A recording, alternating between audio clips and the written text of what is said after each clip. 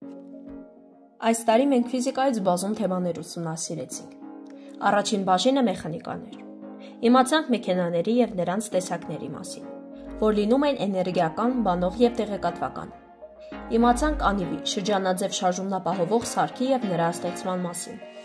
Իմացանք էներգիայի եւ իմպուլսի պահպանման օրենքների մասին։ Հաջորդ բաժինը էլեկտրադինամիկան էր։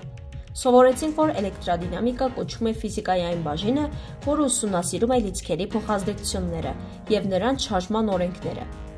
Իմացանք էլեկտրամագնիսական, ստատիկ մագնիսական դաշտերի մասին։ Սովորեցինք, որ մագնիսը մագնիսականությամբ օժտված, այսինքն մագնիսական դաշտ ստեղծող մարմին է, որն ընդունակ է ձգելու երկաթը, նիկելը եւ այլն։ Ստեղծվել է մեր թվարկությունից առաջ 900 թվականին Հունաստանում, մագնիսիա կոչվող շրջանում։ Իմացանք էլեկտրամագնիսական մակացման երևույթի եւ ամպերի օրենքի մասին։ Իմացանք բազմաթիվ ֆիզիկոսների մասին, ինչպիսիք են Նիկոլա Տեսլան, Հենրիկ Լորենցը, Վիլհելմ Էդուարդ Վեբերը եւ այլոք։ Սովորեցինք, որ մագնիսական հոսք կոչվում է սկալյար մեծությունը, որը հավասար է ինդուկցիայի վեկտորի, մակերևույթի մակերեսի եւ մակերևույթի նորմալ կազմածանքյանը։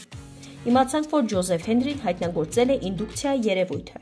ինչը իրենից ներկայացնում է ֆիզիկական երևույթ, որի ժամանակ մագնիսական դաշտի փոփոխության հետևանքով առաջանում է էլեկտրական հոսանք, որևէ փակ էլեկտրական շղթայում։ Հաջորդիվ ուսումնասիրեցինք տատանումները։ Իմացանք, որ առաջին անգամ տատանման երևույթը նկատել է Գալիլեո Գալիլեյը։ Կատարեցինք բազմաթիվ փորձեր տատանումների վերաբերյալ։